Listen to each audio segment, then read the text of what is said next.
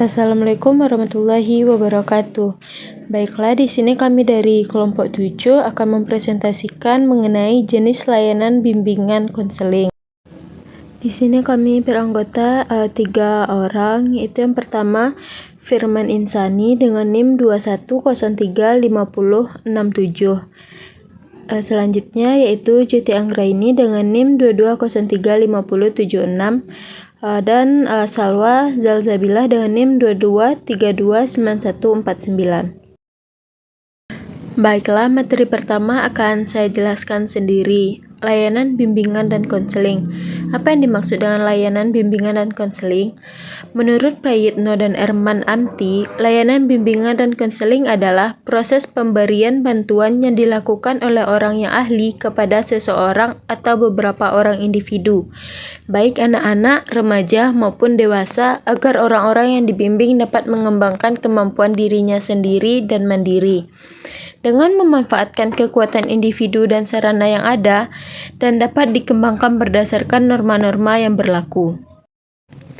Selanjutnya yaitu jenis-jenis layanan bimbingan dan konseling. Apa saja yang termasuk kepada jenis-jenis layanan bimbingan dan konseling? Yang pertama yaitu layanan orientasi, yang kedua layanan informasi, yang ketiga layanan penempatan dan penyaluran, yang keempat yaitu layanan penguasaan konten, dan yang kelima layanan konseling perorangan. Selanjutnya yaitu layanan orientasi. Apa yang dimaksud dengan layanan orientasi? Layanan orientasi adalah proses yang dirancang untuk membantu individu memahami diri mereka sendiri, mengeksplorasi minat, bakat, dan nilai-nilai mereka, serta memberikan informasi tentang berbagai pilihan karir dan pendidikan yang sesuai dengan kebutuhan dan tujuan mereka. Tujuan dari layanan orientasi ini yaitu untuk membantu individu membuat keputusan yang lebih baik tentang pendidikan, karir, dan kehidupan secara keseluruhan. Nah, contoh dari pelaksanaan layanan orientasi ini yaitu 1. Pengenalan profil sekolah, 2. Sosialisasi tata tertib sekolah, 3. Pengenalan program pembelajaran, 4. Pengenalan organisasi dan kegiatan ekstrakurikuler, 5. Konsultasi dengan guru BK. Sekian materi dari saya. Materi selanjutnya akan dijelaskan oleh Firman. Kepada Firman dipersilahkan. Yang selanjutnya adalah layanan informasi. Layanan informasi menurut pendapat Gunawan adalah layanan yang bebas dan bijaksana. Informasi tersebut harus valid dan dapat digunakan oleh siswa untuk berbagai keputusan dalam kehidupan mereka. Tujuan khusus dari layanan informasi adalah sebagai berikut. Yang pertama, mengembangkan sarana. Yang kedua, membantu siswa agar lebih mengenal atau dekat dengan kesempatan kerja dan pendidikan di lingkungan masyarakat.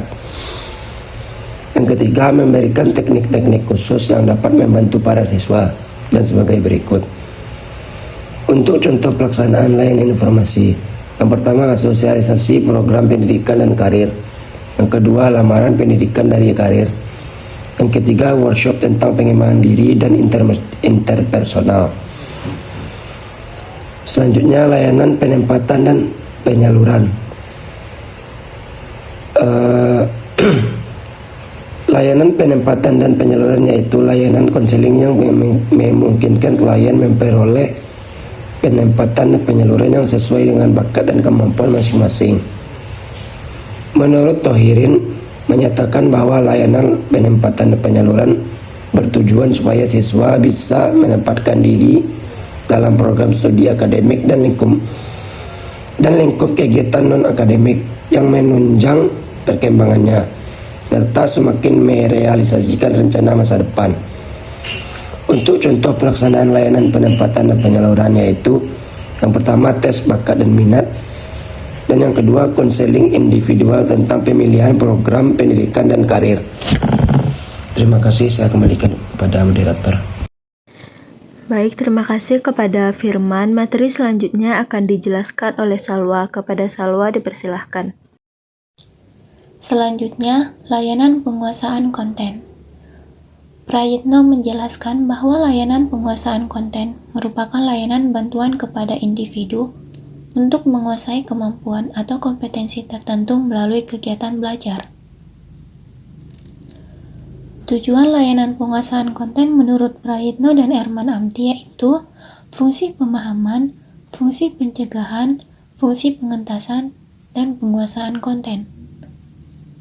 Contoh pelaksanaan layanan penguasaan konten diantaranya bimbingan belajar kelompok, konseling individual tentang strategi belajar, pelatihan teknik membaca dan menulis, dan remedial teaching.